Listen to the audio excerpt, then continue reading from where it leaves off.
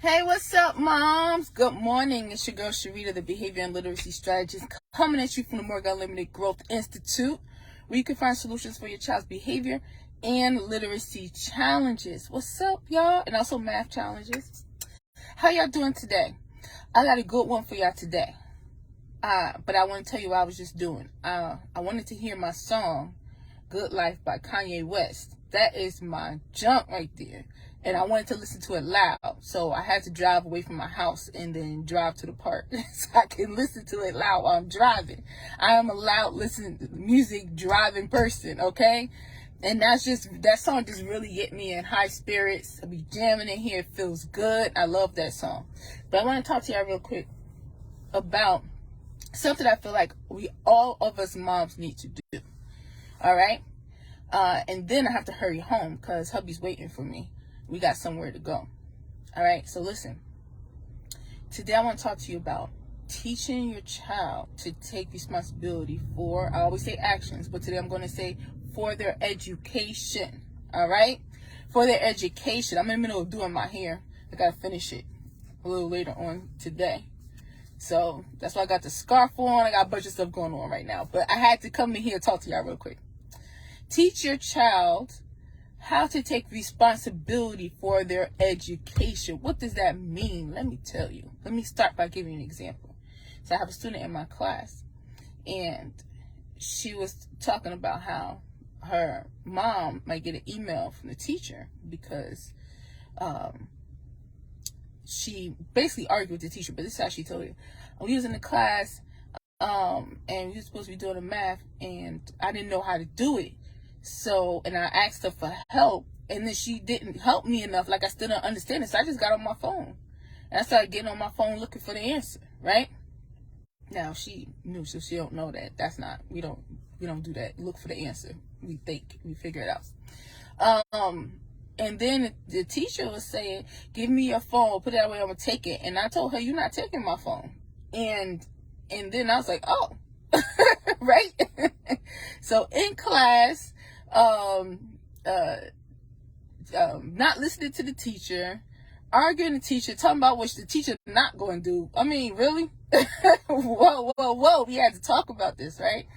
So I had her write down, I had the students pick 3 topics to write about, and then they just to brainstorm ideas, and I tell them which idea do they like the least, which idea do they like the most, so they're going to choose to write about today. So her writing topic was kids being able to use their cell phones in school.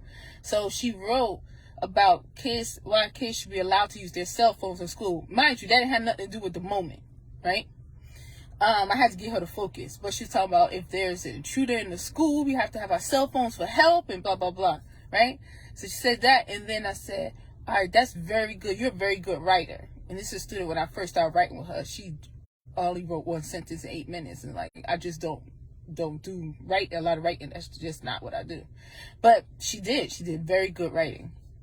Very good points to back up, details to back up her points, right? So I told her, I said, all right, now pretend that you are the teacher in the classroom trying to teach the class, and you don't want the kids to have their cell phones on or be on their cell phones in the classroom.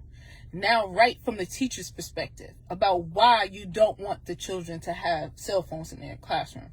See, in your classroom. See, what we do here at the Morgan Unlimited Growth Institute, we get our kids to think, okay? We get our kids to think about things. So writing is one of the ways where I get them to think. It's like, what do they need to write about so that they can grow in their thinking and in their understanding? So she did write, it was persuasive essay on both sides, right? That's what she ended up writing about, writing that day. And she really did good on the teacher's part, right? So really good points coming from teacher's perspective. And I asked her, do you understand why your teacher felt that way? And then and she said yes. And I said, now in my class, y'all not allowed to use your cell phones at all unless unless it's time for you to text your work to me or email your work to me. I have them emailing their work. That's when they pull out their cell phones. And if I see you on your cell phone, and I'm very nosy, so I could tell when they're looking at the cell phone and the light is flashing on their phone, or they looking down, and you know what I mean? You lose points. Like, automatically, I don't play that mess, right? And you understand that, right? And yes. Why do you think I feel like kids, I don't want kids using cell phones? So she understood that too. And one of the biggest things she said is focus. Kids aren't going to be focused if they're on their cell phones. Absolutely. Okay. Now I asked her, let's talk about your problem. So I had her stay a few minutes after class. Had another student that was working on the words, so they stayed a little bit with me after class. And I said, y'all, this is my time, and I'm doing my hair. So what y'all see is what you see. So I had half my hair done. I'm over there doing this part and everything. But those are my babies, you know what I mean? They hang with me. So afterwards, you know, they hanging with me after class. When class supposed to be over, you know, Maya's getting in the bed, you know what I mean? Saying goodnight and all that other stuff. But we talked about it. And I asked her something very important. I asked her, what do you do? So she was talking about how in the classroom, the kids don't listen. They be on their cell phone to be fighting. The teacher be at the front of the classroom and she's teaches. So she teaches. And this happens in classrooms all over the world, right? Or all over the country. She teaches, right? And then when she finishes, she has to go reteach it individually to each student. Now, what does that mean? All the students afterwards, they weren't paying attention while she was teaching. Afterwards, they are just raising their hand and waiting for help, right? While the teacher goes around and tries to help everybody, okay? They're not starting to work on their own. They're not working independently. They're not taking responsibility for their education by paying attention and taking down notes. I asked if she take out notes. No. To make sure she really understands it, right? They're not doing any of that stuff. They're just, while she's teaching, they just chilling, doing their thing, arguing with each other, on their phones, you know what I mean? Doing what they want to do while she up there teaching and not paying attention. Then when she finishes, they just sit and wait for her to come and help them. We talked about that. I asked her, what do you think that kids should be doing? And how is that affecting the learning in the classroom, okay? Because the reason why you don't have a lot of one-on-one help from your teacher, because she was just complaining about the teacher. I don't like the kids be complaining about the teacher and stuff. Well, she don't take this seriously, and the teacher, she likes to joke around and what else she say? And then when she help us, she'll help us for a second. So she talks about all that stuff. Like, that's why my class is hard. I don't understand math. But she never focused on the responsibility of the kids who show up to the classroom. That's very important, okay? So she was saying that, and by the time the teacher teaches, and I'm saying that's straight up reteaching. When I'm teaching, y'all paying attention, you're not doing nothing else. And when it's time to start getting work, you can't even talk and ask questions. I do this with my students so that they pay attention when I'm teaching, okay? They pay attention, and so that they focus on their work and learn how to work independently. Students all over the country don't know how to do that because when the teacher is teaching, they are playing around, joking, on their phones, doing whatever. And then when she finishes, they're like, okay, help me. So I'm not going to move forward and get this work done unless you help me. All right? This is why I don't like kids getting too much help in school. All right?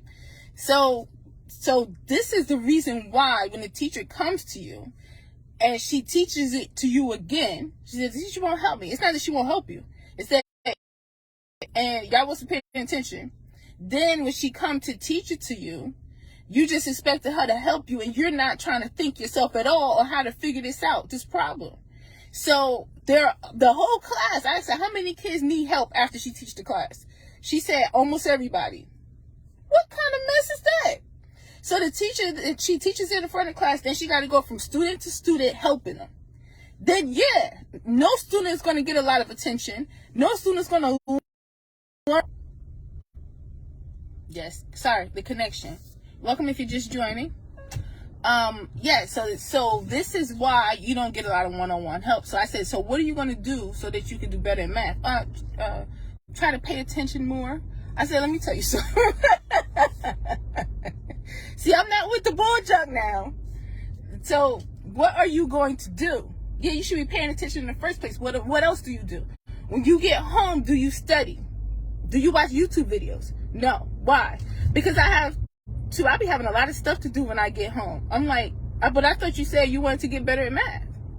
So what are you going to do? So I told her to go ahead and write, while I work with the other students to finish up that word. I was helping a student spell the word technology. And when I say help, it took him a long time because I'm not telling him nothing. I'm just having him think and figure out the letter sounds and put that word together. Okay? So while I'm working with that student, this is what I want you to do. I want you to write down 3 things you're going to do so that you can get better in math. Because you can't change the classroom, can you? No. You can't change what's going on with the teacher, can you? No. I need you to write down 3 things you're going to do so that you can get better at math. Because here, we take responsibility for our education. And that's what I mean by take responsibility for your education. This is what I mean. I mean, if in your classroom, there's all this chaos going on, and you want that math grade, it's not just up to your mother to hire me. It's not just up to the teacher to work real hard to help you figure out, let me put this down, work real hard to help you figure out what to write. Help you figure out your math after she done taught it. And it's not up to the teacher to do that every single day over and over with you just sitting there waiting for her to teach you. What are you going to do?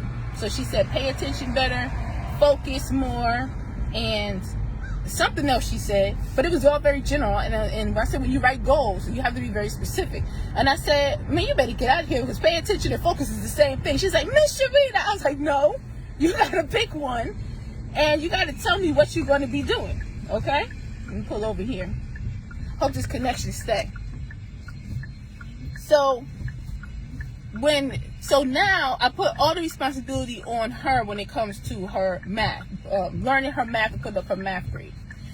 By having her write down 3 things that she can do, that she will do to improve her math. It's not up to the teacher. It's not up to the classroom. You in high school now. Take responsibility for your education. That is your grade. Okay? And I said, when I first asked you what's going on, why you having trouble like in math class, and when you said, because she kept saying it over and over, the teacher don't help me, teacher don't help me, teacher don't help me. When you say that, what do you mean? Then she started talking about all this stuff about the teacher. Like, teacher likes to joke. The teacher doesn't take this seriously. The teacher, by the end of the day, she'd be so exhausted. She's like, y'all just do what you want to do. So the teacher this and that, this and that. And then she didn't say nothing about herself. Right? So I had to get her to focus on herself, take responsibility for herself. I understand why the teacher's tired at the end of the day. If nobody's paying attention, she's teaching. Then she's running around to each student trying to reteach, and still nobody's getting it. I need help. I still don't understand. I still need help. I need help. That mess does not happen in my classroom, period. She said that she feels sorry. If her students in her class had me as their teacher, she feels sorry for them because they don't really have to work and they get to use their cell phones and all this other stuff, right? So she's learning a different classroom environment and the expectations in the classroom, but my expectations is not just for my program. This is how you're supposed to handle your responsibility when it comes to being a student. That's your responsibility. It's not just about if you don't understand the right questions. Are you taking notes? When you come home, do you review your notes? Do you watch a YouTube video so that you can understand it better? If no, and no is the answer to that, then you're not taking responsibility for your education. You're waiting for somebody to do it for you. And we don't do that here. We do not do that here. Okay? We don't do that. I get on them. I do. So finally, when she fixed it, she said that she's going to study when she get home. And I said, for how long? And she said, I'll give myself 30 minutes, 45 minutes, right? So this is the changing the mindset from waiting for the teacher to fix my problem, waiting for the teacher to help me understand this, right? To what can I do to understand this better? Now you're thinking at a higher level. Now you're taking responsibility for your education. So this is what I mean by taking responsibility for your education. Do not blame nobody else. Come to school on time. Be prepared for success. The first rule for Morgan Limited Growth Institute, success rule, is arrive on time and prepare for success. have your homework ready, have it, and we don't get homework. She said that they don't. She said that they be giving us so much work. They give us so much work, Miss Sharita. And then I asked her something about homework. She said we don't get homework. I was like, I know you're not complaining about getting so much work. You don't even get homework. Like these kids, we expect and the less of them to have them take responsibility for arriving on time and being prepared for success, having all their materials. Make sure they're taking notes in class, and do the problem yourself first. I told her, no more ask the teacher for help, waiting for the teacher and asking them for help before you start. You do the problem yourself to the best of your ability. You finish your work. Then you check to see how close you got if you feel like it's wrong. That's what you do. When you get home, you study. You watch a YouTube video, you study in front of your parents. And then if you still don't understand it, you let me know so that we can work on that. And you can text me. You got my number. You can text me during the week. You don't have to wait for class. Okay? She said, all right. I said, you got this, right? She said, I got this. So let's teach our children to take responsibility for their actions. Now I done been talking and I done forgot about the time. And my husband is waiting for me in the house because we got to go. And I'm late. So I got to go, y'all. Love y'all. Mwah. Have a good day. Believe in yourself. Believe in your child, honey. And always remember that growth is unlimited. Peace.